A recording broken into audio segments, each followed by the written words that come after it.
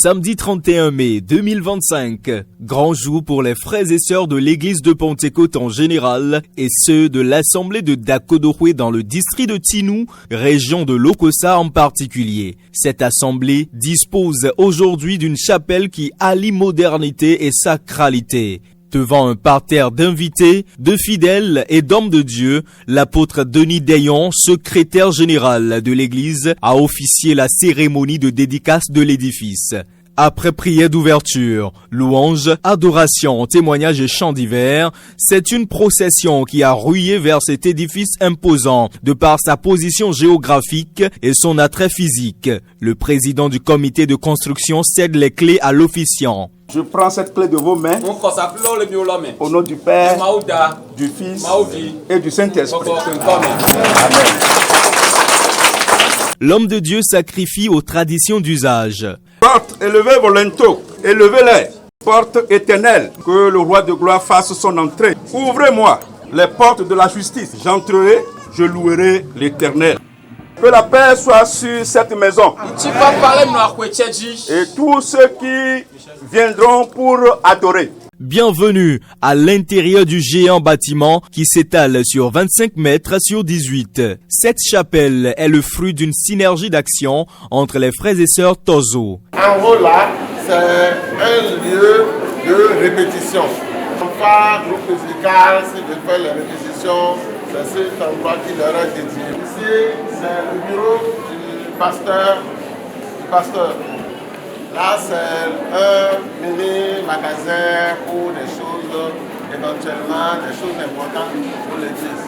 Cet édifice est la demeure de Dieu et il faut que chacun travaille à garder sa sacralité. On ne devrait pas porter des tenues excentriques pour entrer dans ce temple. Les seins exposés, les cuisses exposées, c'est la désacralisation du sang. Quand un leader voit ces choses, il doit refuser ça. Si la personne veut rentrer dans l'église, elle n'a qu'à rester. Si elle repart, elle n'a qu'à partir. On ne doit pas créer des clans dans l'église. Nous sommes de cette ethnie et ils sont de l'autre. L'histoire nous a révélé qu'on ne s'entendait pas. Ça doit continuer dans l'église. C'est la désacralisation. Dieu va quitter le temple.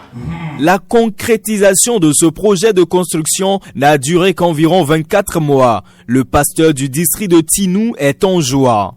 C'est de l'émotion, c'est de la joie, c'est de l'euphorie. Nous voudrons vraiment reconnaître toutes les merveilles à Dieu.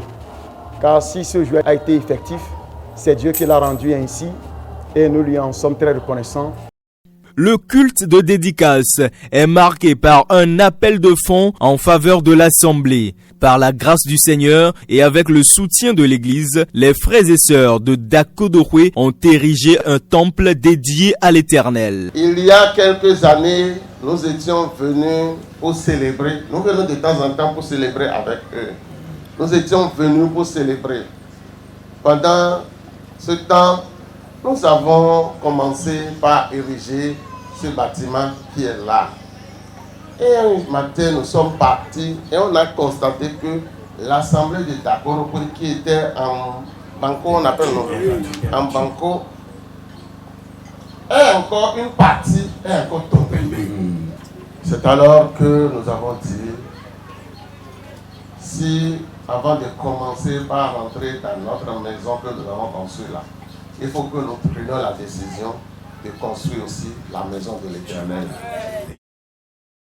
Et c'est la raison pour laquelle,